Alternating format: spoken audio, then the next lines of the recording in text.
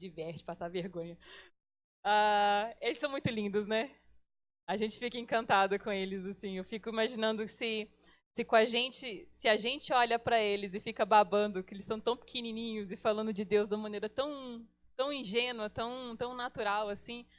Fico imaginando como é que Deus olha pra gente. Já pararam pra pensar nisso?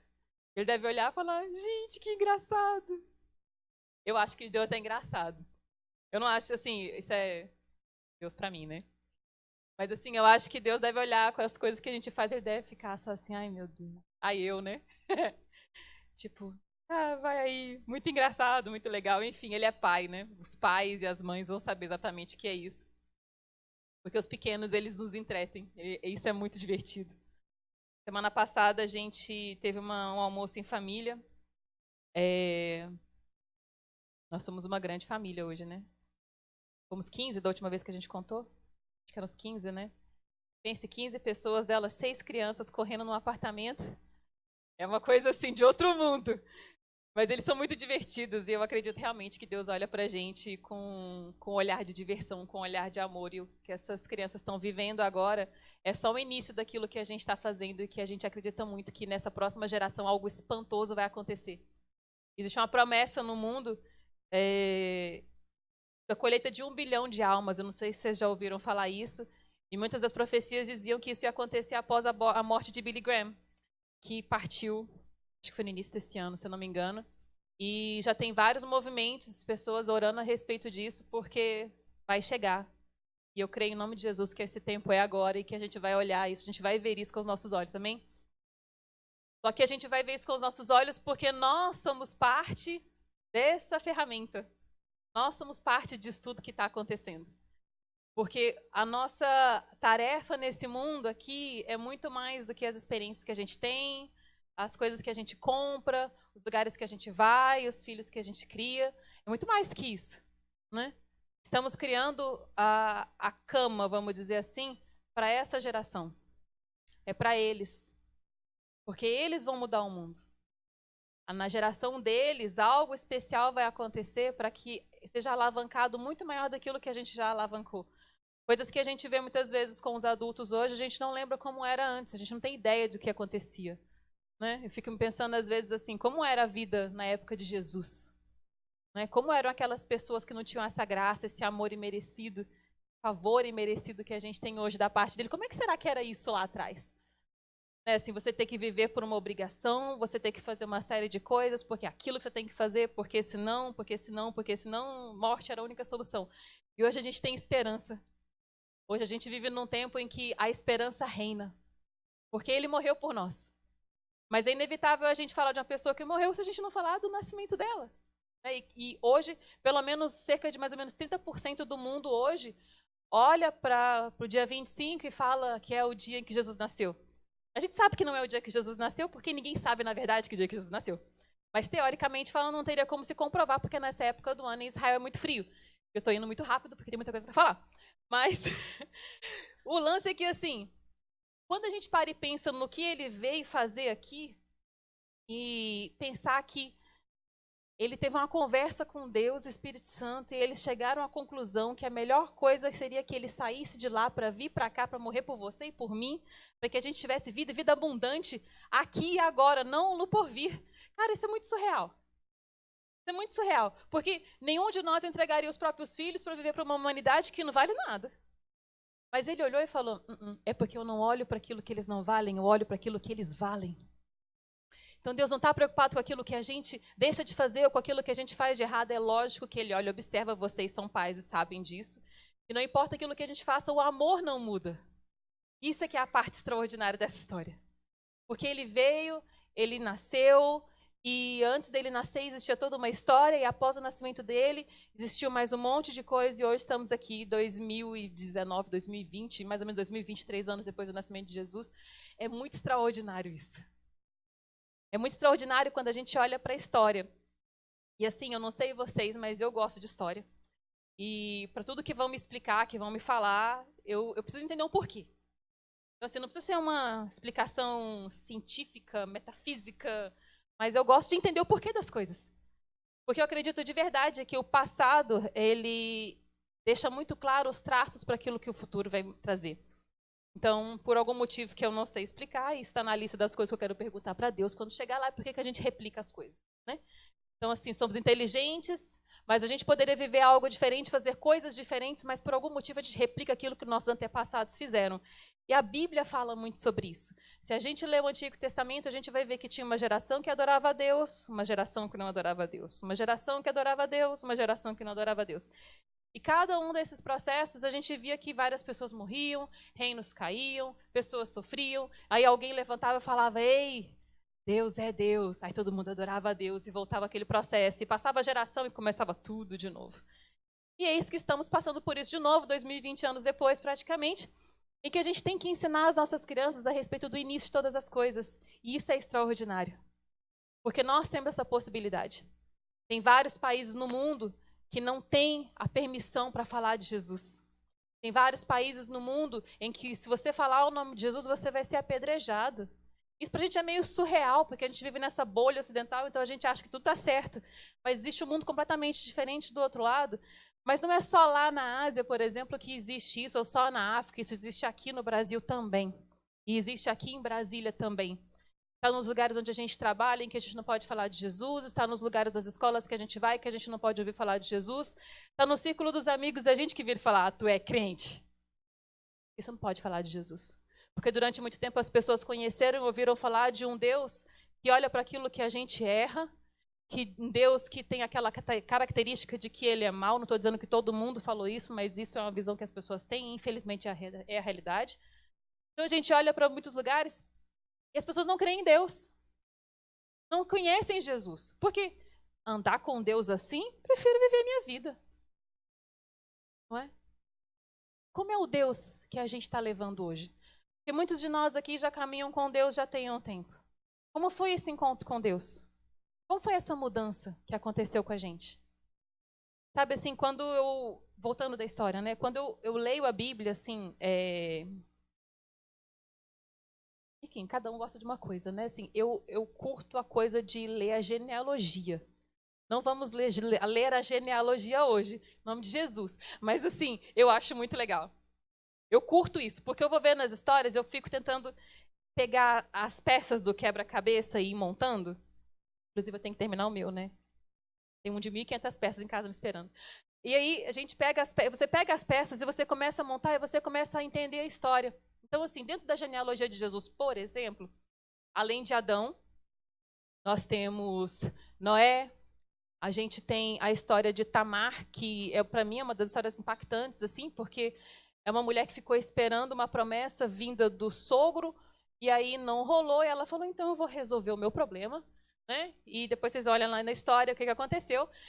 Mas, assim, tem várias coisas que aconteceram. E aí, quando você vai olhar a genealogia dele, e você para ler o que significam os nomes, e eu não vou ler todos, porque senão a gente vai ficar aqui até amanhã, mas, assim, você para ler os nomes, você vê que cada nome dos ascendentes de Jesus, eles tinham uma característica do próprio Jesus. Olha que coisa louca. Assim, a gente lendo português, a gente não vai lá, vou querer saber o que é Abraão. Bom, eu tive a curiosidade de saber o que significa. E só para a gente parar e pensar um pouquinho sobre isso, eu vou ler só alguns aqui. Abraão, pai de multidões. Judá, seja louvado. Aminadab, alguém da família do príncipe. Boaz, nele está a força. Ruth, amiga. Obed, o que serve. Salomão, pacífico. Abias, meu pai é Jeová. Asa, médico, o cura. Jorão, quem Jeová tem exaltado. Uzias, força do Senhor. Ezequias, o poder de Jeová. Manassés, que se esquece. Sadoc, justo. José, deixe-o acrescentar. Maria, sua rebelião. E Jesus, Jeová é salvação. Cara, isso é extraordinário. Principalmente quando a gente para na história quando a gente para pensar em José e Maria. Porque, sério mesmo, se coloca no lugar. Eles estão prometidos em casamento. O casamento na época era diferente da estrutura que era hoje. Então, assim, eles ficavam noivos 1 ano, aquilo ali era praticamente o casamento, para então a coisa se consumar. Nesse período, ela aparece grávida. Se coloca no lugar dele. Né? Agora, se coloca no lugar dela. Porque eu vou te dizer, ô bicha corajosa. Porque numa época em que ela seria apedrejada, e isso era o mínimo que ia acontecer, era apedrejamento, ela ter a fé o suficiente para falar, Deus, pode fazer do jeito que o Senhor quiser. E aí, dentro daquele pacto que eles fazem, tem a rebelião de Deus para falar, chega desse mundo desse jeito, agora vai ser da minha forma. Isso é extraordinário. E aí vem aquele que é o salvador do mundo, aquele que vai fazer mudança em todas as coisas, mas ele nasce numa família terrena, cheia de problema, colega, que nem a sua e a minha. Porque vamos só imaginar assim, não está na Bíblia não, mas para só para pensar, você tendo um irmão mais velho, que sua mãe provavelmente vivia dizendo a história que ela foi engravidada pelo Espírito Santo. Imagina os irmãos mais novos virando e falando assim, tu se acha, né, cara? Para pensar. Só imagina a história assim, que a gente vai um pouco mais para dentro, a gente começa a ver que toda família tem problema, até a de Jesus tinha, então a gente também não vai passar ileso por essa. Mas o extraordinário é o que vem depois. O extraordinário é o que acontece a partir daí. Porque, cara, quando a gente olha e pensa que Jesus, ele veio para trazer um marco, um divisor de águas, para que a nossa vida não precisasse mais ser como a dos nossos antepassados e pudéssemos fazer algo de diferente, a gente pode, a partir de agora, fazer algo novo, fazer uma estrutura nova baseada não mais no medo, não mais na vergonha, mas no amor. Porque o ato dele de mandar o filho dele para cá é o maior ato de amor que a gente pode imaginar. É extraordinário. É extraordinário saber que ele decidiu morrer por você. Quando eu paro e penso, eu falo, Jesus... Não é? É assim, é muito... Mas vamos ler um pouquinho a Bíblia? Vamos ali, só para a gente ver essa coisa dos nomes, a importância que isso tem. Isaías 9, de 6 a 7. Não sei se a versão de vocês é diferente, essa versão é nova, eu curti bastante. Ela fala assim, Isaías tem todo um pano de fundo e ele está explicando várias coisas, mas nesse momento ele vai e começa a profetizar sobre aquilo, sobre a luz, a graça, o amor que vem sobre a vida das pessoas e a respeito de Israel. E aí ele fala, pois um menino nos nasceu, um filho nos foi dado, o governo estará sobre seus ombros e ele será chamado de maravilhoso conselheiro, Deus poderoso, Pai eterno e príncipe da paz. Seu governo e sua paz jamais terão fim. Reinará com imparcialidade e justiça no trono de Davi para todo sempre. E o zelo do Senhor dos Exércitos fará com que isso aconteça. Amém. Cara, isso é muito extraordinário. Porque as características de Jesus estão em você. Porque lá na frente Paulo fala que nós temos a mente de Cristo e a Bíblia diz que nós fomos feitos à imagem e semelhança dele. E então todas essas características que estão nele estão em nós. E são essas as características que ele olha. Ele não olha para aquilo que você errou. Ele não olha para onde você falha, ele não olha para onde você erra ou para o desvio de caráter que você tem. Não é para lá que ele está olhando. Ele está olhando para o que de bom tem em você. Quais os dons que ele te deu?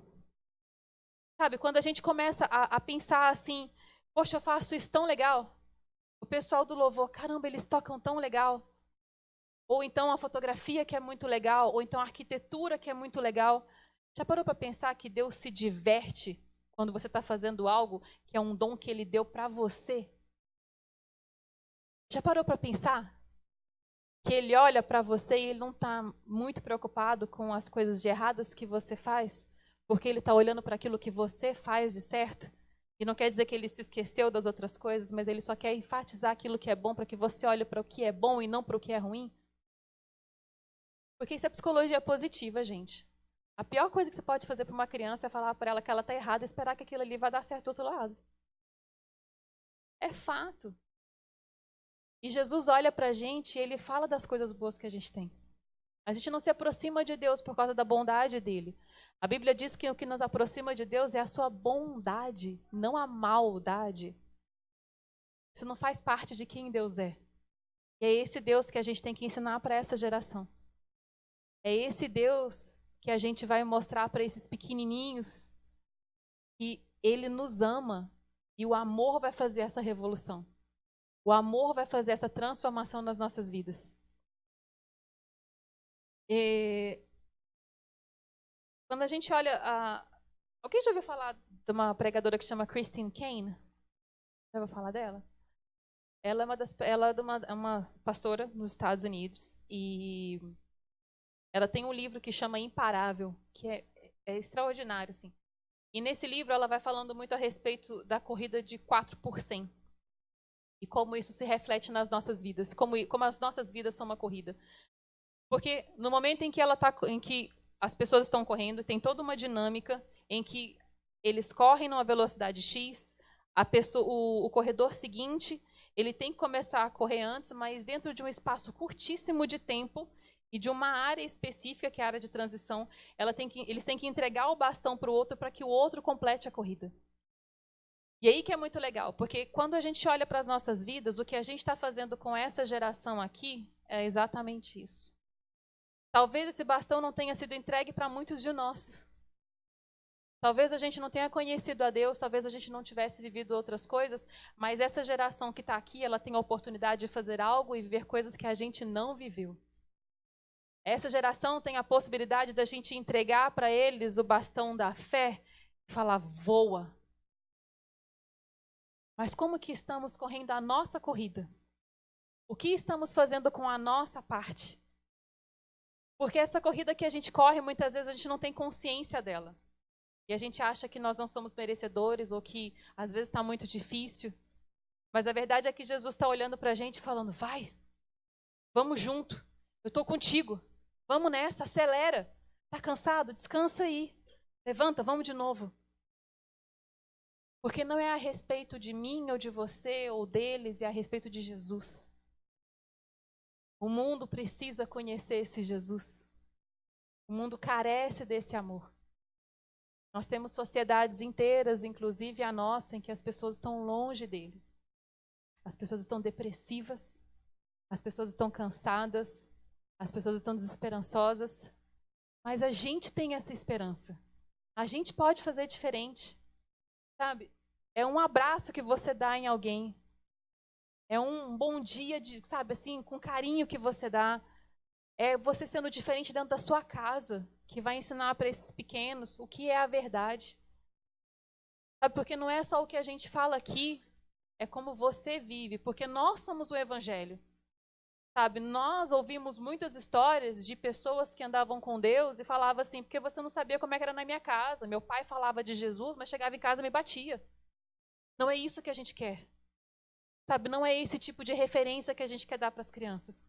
O que a gente quer ensinar para eles é que pode ser muita coisa difícil, sim, mas existe esperança para algo muito maior e muito melhor.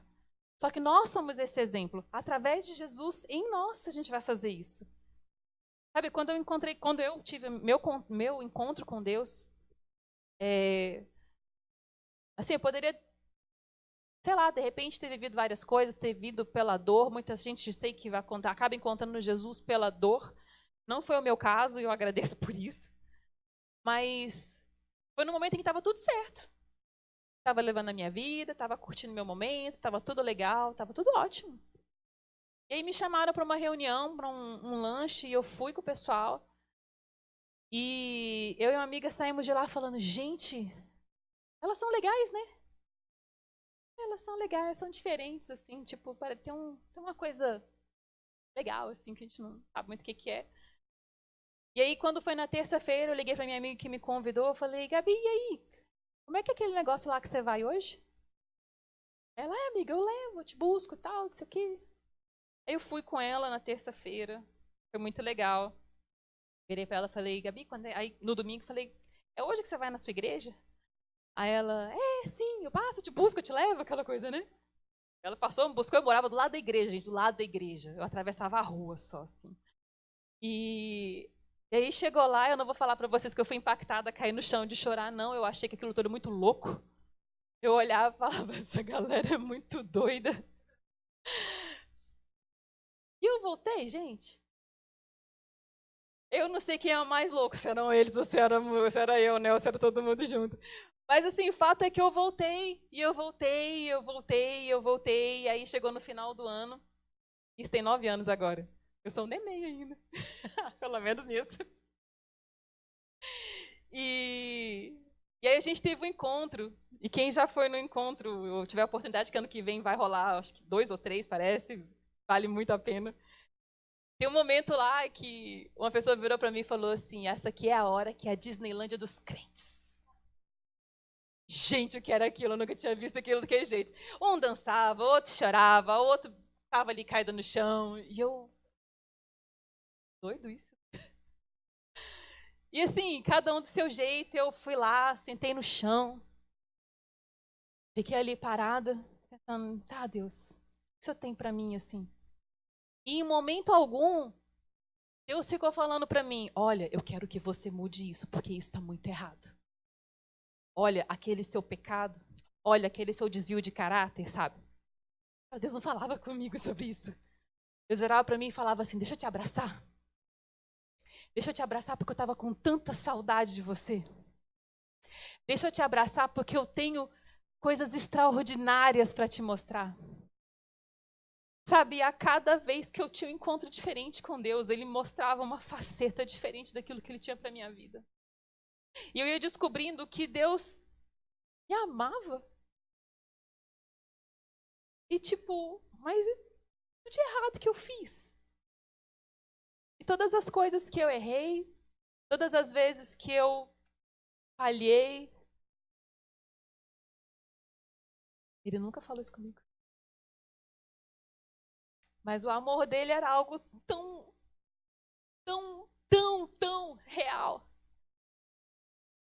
Que eu começava a olhar e falava: então, o que você acha disso? Será que eu acho que isso não agrada a Deus, assim. Tipo, isso não é fruto do Espírito Santo. Mas ele nunca virou pra mim e falou: você tá errada. Vai lá, ficar de joelho. Deus nunca falou isso pra mim. Sabe, Deus nunca falou isso pra você. Ele nunca olhou pra você e falou assim: eu odeio isso que você faz. Mas ele olha pra outra coisa e fala: eu amo isso que você tem feito.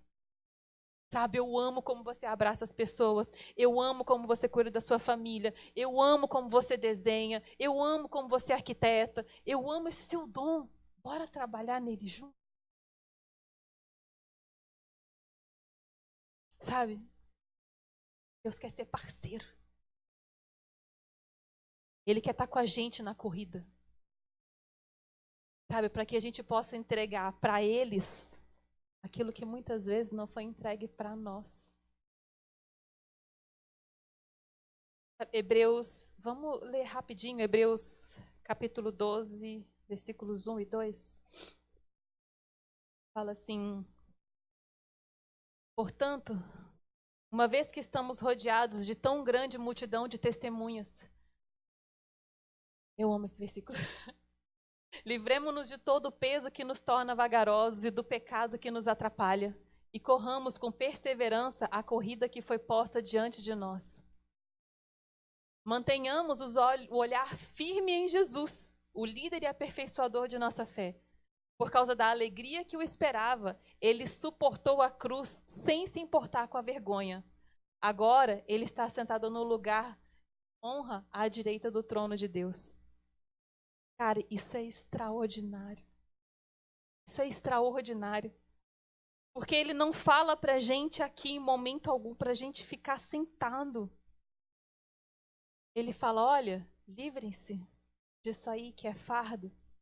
Livrem-se aí do peso e vamos correr junto. Sabe, o que é o peso na sua vida hoje? O que te para onde você está? Esse peso que ele fala aqui, vamos dar um nome para ele? Zona de conforto? Porque às vezes a gente já andou tanto, a gente já conhece tanto, a gente ouviu falar tanto de Deus, que aquilo ali, aquele piso que a gente está, vira o lugar onde a gente está parado, aquilo ali vira um peso, porque a gente já conhece tanta coisa. Qual que é o peso? Sabe, o que é que Deus tem falado contigo? Vamos fazer assim? O que você acha? Tal. O que é que te prende hoje para que você possa se lançar nos braços dele de uma forma plena? Sabe, qual é a dor que carrega no seu coração? Porque Jesus poderia ter muito bem ter ficado parado lá atrás e pensado no passado, nas coisas que diziam e no que Davi tinha feito, porque Davi foi o homem segundo o coração de Deus, mas ai, Davi. E todos os outros. Ele não estava preocupado com o que veio para trás, com o que a família fez antes, os antecedentes dele fizeram antes. Ele estava preocupado com aquilo que ele ia fazer para nós, e nós éramos geração seguinte, amém? É a nossa geração que está fazendo coisas para esse tempo. 2000 anos depois, estamos aqui adorando aquele que vive e reina para sempre. Continuamos proclamando que a vida com ele é melhor, que a vida com ele é essencial, que a vida com ele vai nos conduzir à vida eterna. Porque ele nos ama. Ele olha para a gente com um olhar de amor. Assim como vocês olham para os filhos de vocês, assim como seus pais talvez olhavam para a vida de vocês. Sabe, assim como a gente olha para a vida das crianças e a gente se alegra com coisas tão pequenas que eles fazem. É tão pequeno. É um sorriso tão singelo. Sabe? A gente olha vendo as imagens das crianças aqui. Ele fala, deixa vir a mim os pequeninos.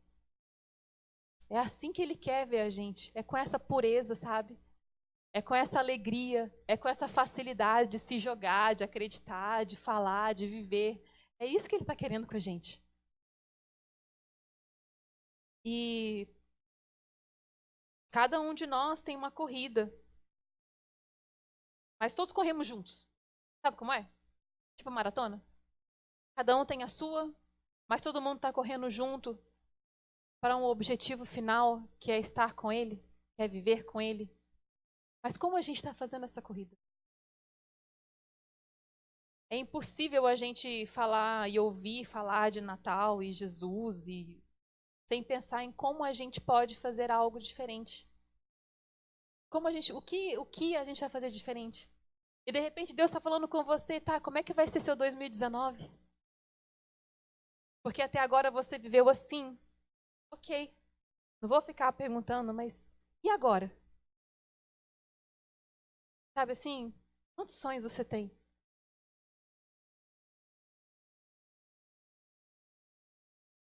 Há uns anos, 4 anos talvez, eu falei isso algumas vezes, as mulheres com certeza já ouviram. Eu passei por um processo de coaching, foi um processo de formação de coaching. E no primeiro dia foi um choque. Eu não consigo explicar o que foi aquilo, mas eu chorei das 8 da manhã até as 10 da noite, porque eu descobri que eu não tinha um sonho. Eu não tinha sonhos, eu não conseguia projetar sonhos, eu não conseguia pensar em planos, eu não conseguia nada. E de repente tudo aquilo caiu numa manhã inteira. E eu chorei que nem criança. E quem chegava perto de mim, que tentava me abraçar alguma coisa, eu pedia, pelo amor de Deus, não encosta, que eu estou tentando parar de chorar. Mas aquilo startou um processo que eu vi que eu precisava de ajuda. Sabe? E eu procurei, na segunda-feira seguinte, eu procurei uma terapia, e eu estou na terapia até hoje, e várias coisas que a gente conversa. Mas o que eu mais aprendi ao longo desses anos foi a respeito do meu valor e aquilo que Jesus valoriza em mim. Então, hoje eu estou aqui e eu posso falar para vocês com toda certeza absoluta que uma das coisas que eu mais temo é o julgamento. E a pergunta é, e aí? Que diferença vai fazer isso na minha vida? Que diferença vai fazer para mim dizer que está pregando super bem ou que está pregando super mal? Que diferença vai fazer na sua vida se alguém virar para você e falar que isso que você está fazendo está super bom ou super ruim? Que diferença vai fazer na sua vida aquilo que as pessoas dizem a seu respeito? O que faz diferença na sua vida é aquilo que Jesus diz a seu respeito. É aquilo que ele fala sobre você. É o nome que ele te deu e falou, eu escrevi o seu nome no livro da vida e você vai estar comigo até a eternidade. Mas até chegar lá, como é que a gente vai fazer isso junto? Não se preocupa com o que o seu irmão está pensando, se preocupa com o que ele pensa a seu respeito. Porque a verdade do que ele fala sobre você, muitas vezes ninguém sabe. Mas você e ele sabem. Você e ele sabem muitas vezes aquilo que está corroendo por dentro. Você e ele sabem tudo aquilo que você passou, as lágrimas que você não chorou, a mágoa que você guardou. Você e ele sabem. E muitas vezes quem está do seu lado é seu parceiro, é seu marido, é sua esposa, não sabe. Mas ele sabe. E é ele que quer pegar na sua mão e falar: ei, levanta, não desiste. Tem uma geração esperando por você. Tem uma geração aguardando pelo resplandecer da glória de Deus na sua vida.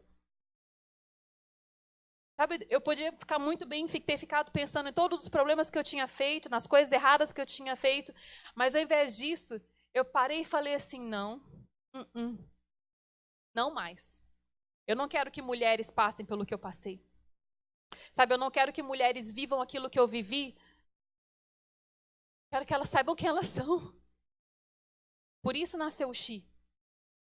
O Xi nasceu, por exemplo, dando um exemplo para vocês, de algo que estava no meu coração da Shayla e da Thaís, que a gente falou: a gente não quer que elas vivam isso. Elas têm que saber quem elas são. Homens, vocês têm que saber quem vocês são. A identidade de Cristo está em vocês também. Sabe, e precisa ter uma mudança dentro das casas. A gente precisa sair da zona de conforto e falar: ei, existe um Jesus que habita em mim e ele tem que resplandecer no meu lar. Porque não é aqui na escolinha, não é aqui na salinha ou na escola que as crianças vão aprender a respeito de Jesus, é dentro de casa. Porque aqui a gente pode ensinar um monte de coisa, mas o que é a verdade é o que ela vai ver nas 24 horas em que ela passa com você. Sabe, é isso que faz a diferença. Sabe, ame plenamente seus filhos. Ame plenamente seus netos, seus sobrinhos. Ama, abraça, beija. Sabe, porque daqui a pouco vai passar. E aí eu vou ouvir, que nem muitas vezes eu escuto: nossa, eu era tão bonitinha quando era pequena. E passou a fase, e vem uma nova fase, tudo bem, mas aquela fase de você poder apertar, amassar e aquela gana assim. Parênteses, gente. O Lucas e o Pedro, eles são muito engraçados. O Lucas pega o Pedro assim, faz igual o avô dele. Aquela gana assim. Dá vontade de apertar o bichinho, de tão gostoso que ele fica. E são essas coisas que Jesus olha pra gente. Sabe? São essas coisas pequenas que ele quer trazer de volta. Mas a nossa corrida começa agora. E os erros e as falhas dos nossos pais, dos nossos antepassados, elas não podem definir quem nós somos. Eles podem ter errado. Nós estamos errando. Mas isso não vai definir quem nós somos e nem aquilo que a gente vai fazer. Amém? Eliseu? Cadê? Essa. Sabe, nós precisamos ser mais espertos e melhores e mais justos que eles. Existe algo dentro de nós que precisa ser diferente, que a gente precisa fazer para ir além. E quando a gente olha para a história de Jesus, só para a gente fechar o que a gente começou, Adão poderia muito bem ter ficado lá chorando porque ele foi jogado para fora do paraíso. Mas ele não desistiu. Sabe? Noé ficou 40 dias dentro de uma arca cheia de bicho. Aquele lugar devia feder horrores. Mas ele não desistiu. Moisés viu o mar fechado diante dele, mas ele não desistiu. Josué passou 40 anos ali com aquela galera, mas ele não desistiu. Neemias viu um muro destruído, mas ele não desistiu. José viu a esposa, noiva grávida, podia ter corrido, mas ele não desistiu. Maria poderia ter visto aquela situação toda e falou: tô fora. Mas ela não desistiu. Sabe? Deus mandou o filho dele, o único filho dele, porque ele não desistiu de você. Jesus veio para essa terra, entrou nesse corpo carnal aqui, igual o meu e o seu. Foi pregado numa cruz por algo que ele não fez. Ele morreu ali porque ele não desistiu de você. Ele foi ao Hades pegou as chaves do inferno e falou: são meus agora, porque Ele não desistiu de você.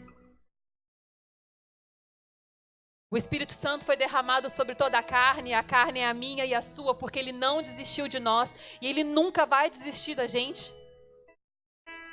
A gente tem que ter fé e esperança para um mundo melhor, mas esse mundo melhor vai começar quando a gente assumir a posição de filhos de Deus que nós somos e começar a agir conforme Ele e a mente dEle em nós faz. Sabe, a gente vai errar e a gente vai errar muito e tá tudo certo. Fracasso faz parte. Mas o que conta são as vitórias. O que conta é o que a gente vai fazer de diferente. O que conta vai ser a gente olhar para trás e falar: eu combati o bom combate. Eu encerro a minha carreira. Mas eu vou embora para o céu com a minha fé. Sabe, é isso que vai fazer a diferença no mundo. É a gente trazer esperança para quem não tem. É isso que vai trazer esperança para essa geração. É o Jesus dentro de você. É o Jesus em 2019 com você que vai fazer a diferença. Eu quero te convidar para ficar de pé, porque a gente vai orar, porque esse Jesus vai se manifestar em mim e em você, amém?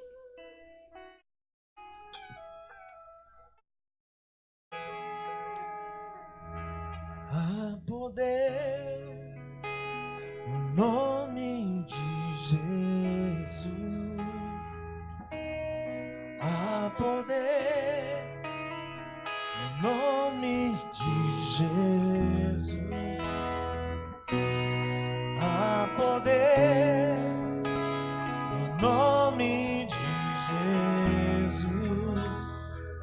Pra cadeias quebrar, cadeias quebrar, cadeias quebrar, cadeias quebrar, cadeias quebrar, cadeias quebrar. Há poder no nome de Jesus. Há poder no nome de Jesus. Há poder no nome de Jesus. Pra cadeias quebrar, cadeias quebrar, cadeias quebrar, cadeias quebrar, cadeias quebrar, cadeias quebrar.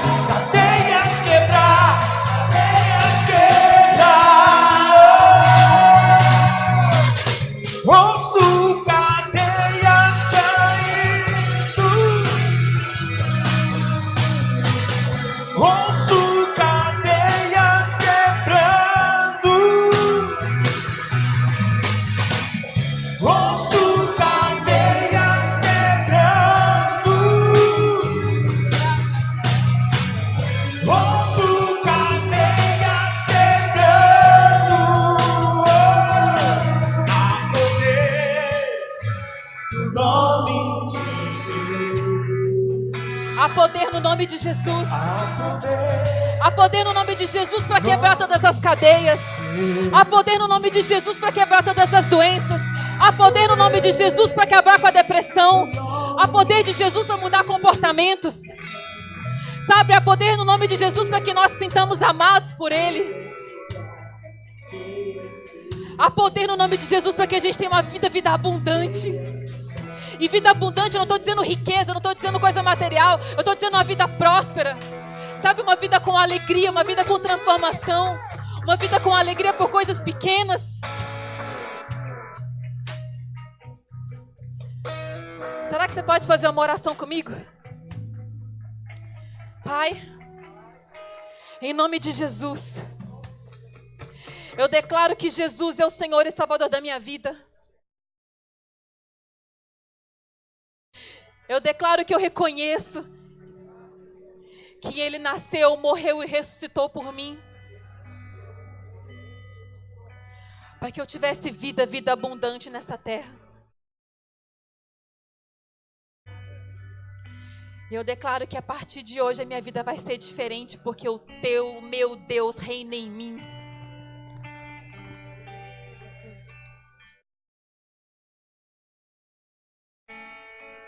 Sabe, eu não sei se é o seu caso, se você fez essa oração pela primeira vez. Mas independente do que tenha acontecido ou quantas vezes você já fez essa oração, eu sinto que tem pessoas aqui que estão tristes. Eu queria que vocês pudessem fechar os olhos, porque a gente quer orar por você. Porque o que Jesus trouxe pra gente foi uma vida de alegria e abundância. E as coisas da vida às vezes nos sufocam. E a ansiedade, a depressão, e o medo, e a vergonha. Mas Ele veio te libertar disso. Eu queria que você, por favor, fechasse os olhos e levantasse a sua mão, porque a gente quer orar por você.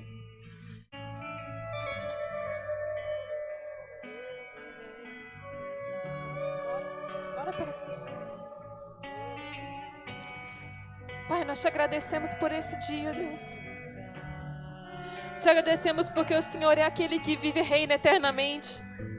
Te agradecemos porque o Senhor é aquele que renova todas as coisas. Pai, eu te peço por um batismo de alegria, por um batismo de saúde, Senhor. Eu te peço, Senhor, por um batismo, Senhor, de renovação na vida de cada um dos seus filhos. E, Pai, aqueles que levantaram as mãos, Pai, ou aqueles que tiveram vergonha por qualquer motivo. Deus, Tu conheces as nossas histórias. O Senhor sabe das nossas verdades. Jesus, eu te peço que Teu amor possa nos invadir agora. Que nós possamos sentir não só a Sua presença, mas que nós possamos sentir o Teu abraço. Sabemos que os Teus anjos estão aqui, Senhor, para trazer novidades de vida para nós. Pai, faz algo novo nessa manhã. A atmosfera está mudando agora. Em nome de Jesus. Pois o Espírito está aqui. A evidência está ao nosso redor. Pois o Espírito está aqui. Flua neste lugar, encha com Teu amor, Teu amor nos envolve. Se estamos aqui para encontrar Teu amor, Teu amor nos envolve.